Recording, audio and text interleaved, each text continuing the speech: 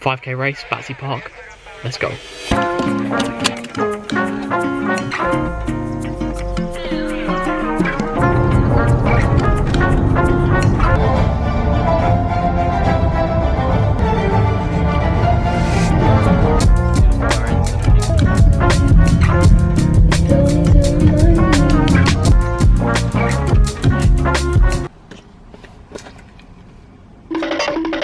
I'm here in Battersea Park for a 5k race, the first in quite a while.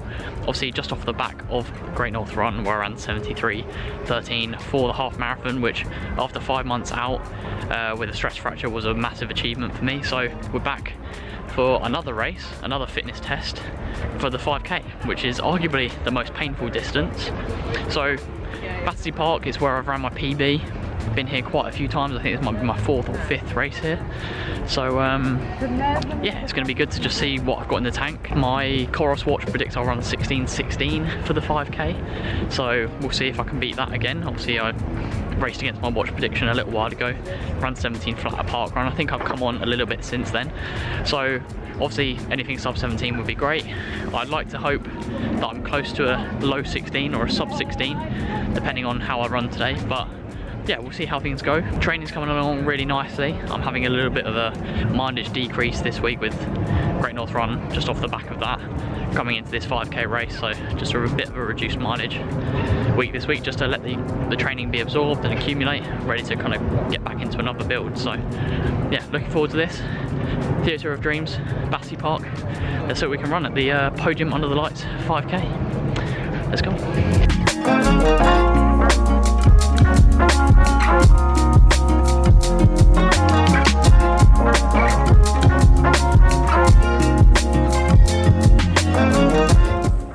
So, warm-up time. I'd be lying if I said I wasn't nervous. So, yeah, 5k can just be one of those distances. It doesn't matter how fit you are, it's gonna bloody hurt. So, yeah, doesn't help as well that I've left a couple of my cameras at home, so we're onto the phone. So sorry if it's a bit shaky. Excited for this. Really excited for this. Battersea Park is a 2-lap course. There's not much to watch spectator-wise, but boy is it quick. But today it is absolutely ramo, and a busy Battersea means some accident-prone Battersea. So anyone from the last couple of years will know of a few accidents that have occurred. Also just got to pray that's not me. And yeah, tuck in, get the job done, hold on for the second lap.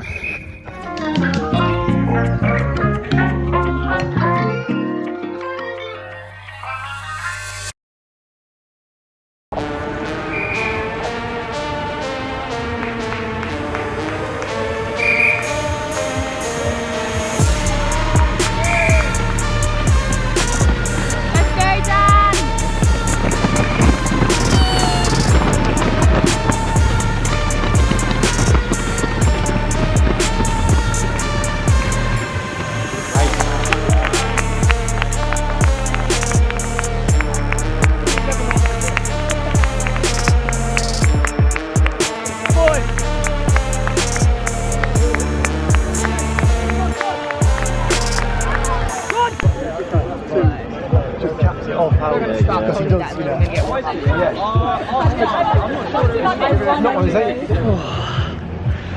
All done. Really bloody sweaty. That was hard as expected, but surprisingly good. So gonna leave the time on a cliffhanger for a little bit, but it was better than expected. Time for a cool down and a bite to eat.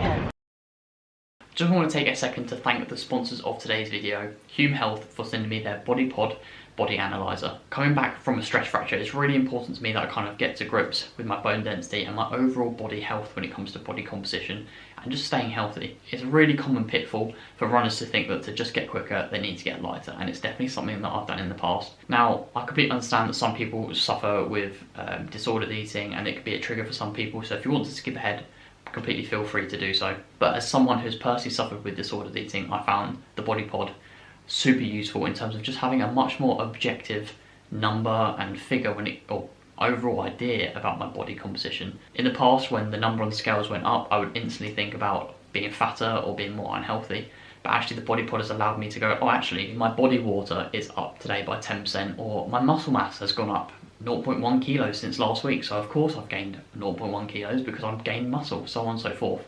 It's just given me a much more healthy outlook when it comes to just my overall life, but my health, and my health in relationship with running, which in the past I've made some big mistakes with. And coming back from a stress fracture, if I wanted to get regular scans, they can cost in excess of £100, and the BodyPod body analyzer is 98% accurate to a DEXA scan. So it's so convenient that you can do whenever you want in the comfort of your own home. So currently Hume Health are running a 20% discount, and you can use my 15% discount code in the top of the description below.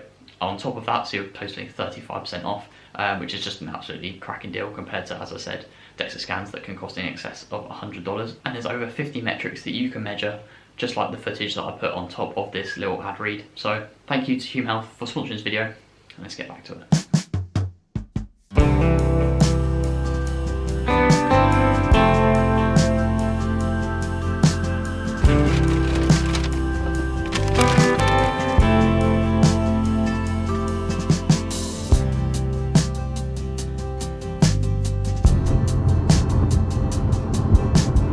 So it's 11 o'clock, just got back, I'm tired, I need a shower, so we're going to debrief tomorrow. It's going to be pretty short and to the point, to be honest, because I've said pretty much a lot of the things I want to say, but yeah, we'll just have a little recap and kind of summary really. I need to get to bed, we'll do that tomorrow. So 15:41 for Friday night under the lights, Battersea Park 5k. In short, I am absolutely over the moon with that performance. It's one of those races that you have no choice about the pace you're going to go at, because once the race has started, if you speed up, you're going to run into someone, and if you slow down, you're going to be ran into. So for the first kilometre anyway, you kind of have to go with it, and that meant that I ended up running a little bit too quick. For the first K, I think went through in 3:02, which is okay, but for my current fitness level, 3:02 is just a little bit too sharp. It's not miles off, but it's just a little bit too sharp. And then the rest of the kilometres from there were pretty much 3:08, 3:09, and then the 4K was 3:10, just starting to tire a little bit in the legs, and then just managed to wind it back up again in the final stretch of the race basically. But if you'd offered me 15:41 before that race, I would have absolutely snatched it out of your hands, because I'm just absolutely buzzing with that result. I was speaking to my girlfriend about how it feels in a comeback, and actually I love being on my journey back to full fitness. There's something about the injury comeback, the returning to fitness sort of journey. I just absolutely love it. It's just always something to chase. It's not unknown because you've been here before, but you're getting there quicker this time. There's a bit of a rush about that. I don't know what it is. I just absolutely love it. I think the return to full fitness is beautiful. I absolutely love it. But ultimately 15:41 is a benchmark. It gives me something to use to go forward and be like, well, 15:41 is a benchmark. If I did the race in a month, 2 months time, I can have a tangible improvement on that, or tangible comparison about how I've kind of developed as an athlete in that time period. If I ran 15 flat, for example, and I've improved 41 seconds. If I run 16:20, I've actually like got worse by 40 seconds. So yeah, it's just a 5k is my favorite way to measure my fitness basically.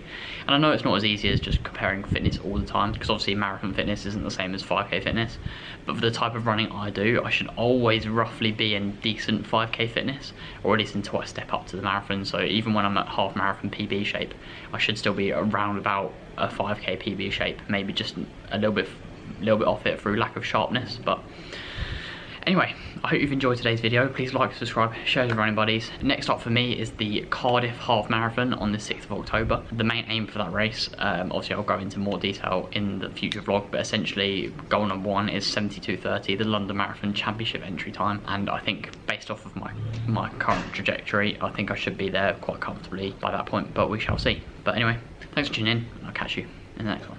Peace.